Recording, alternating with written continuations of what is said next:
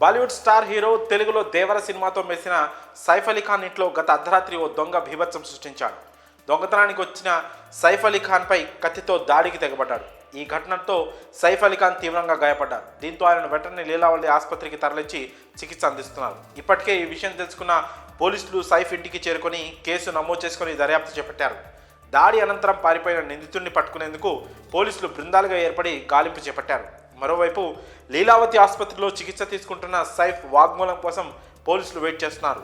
సైఫ్పై జరిగిన దాడి నడపై జూనియర్ ఎన్టీఆర్ స్పందించారు. సైఫ్పై జరిగిన దాడి గురించి విని షాక్కు గురయ్యాను. ఆయన త్వరగా కోలుకోవాలని, ఆయురారోగ్యాలతో ఉండాలని కోరుకుంటున్నట్లు ఆయన ట్వీట్ చేశారు. ఎన్టీఆర్, సైఫ్ అలీ ఖాన్ దేవర మూవీలో కలిసి నటించిన విషయం తెలిసిందే. ఈ సినిమాతో ఇద్దరి మధ్య మంచి బాండింగ్ ఏర్పడింది.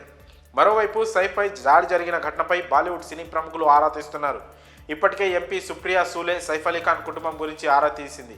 సైఫ్ భార్య కరీనా కపూర్కు కాల్ చేసి వివరాలు తెలుసుకున్నారు. ఉదయం 3:30 సైఫ్ను ఆసుపత్రికి తీసుకొచ్చారని, అతడి శరీరంపై 6 చోట్ల గాయాలయ్యారని, 2 చోట్ల లోతుగా గాయాలయ్యాయని తెలుస్తోంది. పూర్తి చికిత్స తర్వాత సైఫ్ ఆరోగ్యం గురించి పూర్తిగా చెప్పగలమని వైద్యులు అంటున్నారు. సైఫ్ అలీ ఖాన్, ఎన్టీఆర్ కలిసి దేవర చిత్రంలో నటించారు. డైరెక్టర్ కొట్టాల శివ తెరకెక్కించిన ఈ చిత్రం గతేడాది థియేటర్లలో విడుదలై భారీ విజయాన్ని అందుకుంది. ఇందులో జాన్వీ కపూర్ కథానాయికగా నటించగా విలన్ పాత్రలో కనిపించాడు సైఫ్.